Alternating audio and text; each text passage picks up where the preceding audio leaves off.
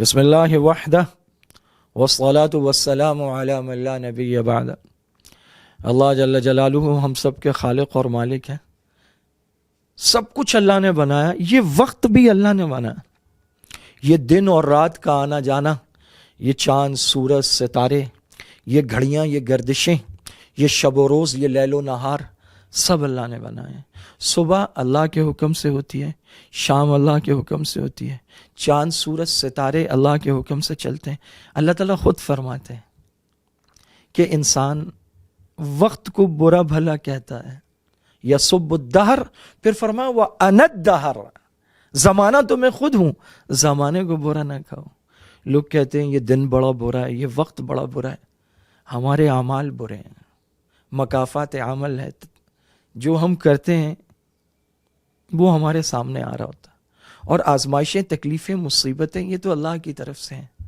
وہ تکلیف مصیبت جو اللہ سے قریب کر دے وہ آزمائش ہے، جو اللہ سے دور کر دے وہ عذاب ہے۔ اللہ تعالیٰ آزمائش سے بھی ہمیں بچائے اور اللہ تعالیٰ تکلیف اور مصیبت سے بھی بچائے۔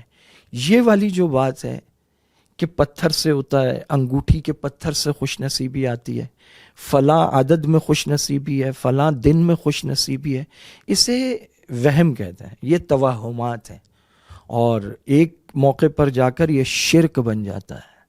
جب آپ انگوٹھی یہ سوچ کر پہنتے ہیں کہ اس سے میری قسمت کھلے گی، تو قسمت اس سے نہیں کھلتی۔ اللہ تعالیٰ فرماتے ہیں وَمَن يَتَّقِ اللَّهَ يَجْعَلْ لَهُ مَخْرَجًا وَيَرْزُقْهُ مِنْ حَيْثُ لَا يَحْتَسِبُ وَمَن يَتَوَكَّلْ عَلَى اللَّهِ فَهُوَ حَسْبُهُ۔ تو بھروسہ اللہ پہ کرنا ہے، پتھر پہ نہیں کرنا۔ جو اللہ سے ڈرتا ہے، اللہ کا تقوی اختیار کرتا ہے، اللہ اس کے لیے رزق کے دروازے کھولتے ہیں، اس کی قسمت کھولتے ہیں، پتھروں سے نہیں کھلتی۔ شاعر مشرق رحمۃ اللہ علیہ نے فرمایا کہ یہ ستارہ تجھے تیری تقدیر کی کیا خبر دے گا، وہ تو خود فراخی افلاک میں ہے۔ تو کوئی دن، کوئی مہینہ، کوئی منحوس نہیں ہے۔ آپ صلی اللہ علیہ وسلم نے فرمایا کہ نحوست اگر ہوتی تو گھر میں ہوتی، لیکن نحوست کوئی چیز نہیں ہے، منع فرمایا آپ نے۔ تو ماہ سفر المصفر کو مسلمان بھی منحوس سمجھنے لگے، تو ہمارے نزدیک تو شہادت مطلوب و مقصود مومن ہے۔ ہمارے نزدیک اللہ کی راہ میں جان دینا یہ کائنات کا آخری عروج ہے۔ ایک عام مسلمان کے لیے اس سے بڑی کیا بات ہے کہ وہ اللہ کے راستے میں شہید ہو جائے۔ تو اگر سیدنا حسین رضی اللہ تعالیٰ عنہ خانوادہ نبوت 10 محرم کو کربلا میں اپنی جانوں کا نذرانہ پیش کر کے سرخرو اور امر ہوئے ہیں، تو اس سے محرم کی فضیلت اور برکت بڑی ہے، اس میں کوئی نحوست نہیں آئی۔ اور پھر ماہ سفر کے بارے میں یہ کہا جاتا ہے کہ اس کے بعد ربیع الاول ہے۔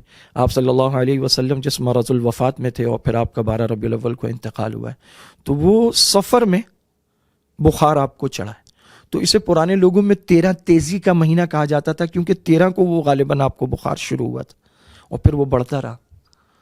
تو اللہ تعالیٰ کا ایک حکم تھا، وہ کسی اور مہینے میں بھی ہو سکتا تھا، اللہ نے جس مہینے میں چاہا اسے کیا۔ ہمیں کوئی حق نہیں پہنچتا کہ ہم کہیں کہ یہ مہینہ منحوس ہے۔ تو کسی مہینے میں کوئی نحوست اللہ نے نہیں رکھی، یہ وہم والی بات ہے۔ ایک مسلمان کی نظر ہر معاملے میں اللہ پر ہوتی ہے، کیونکہ اللہ خالق مالک ہے، اللہ کے ہاتھ میں سب کچھ ہے۔ کسی مہینے کو برا کہنا، اللہ فرماتے ہیں لوگ وقت کو برا کہتے ہیں، وقت تو میں خود ہوں، تو اپنے رب اور خالق اور مالک کو اذیت نہ دیجیے۔ وآخر دعوانا ان الحمد للہ رب العالمین۔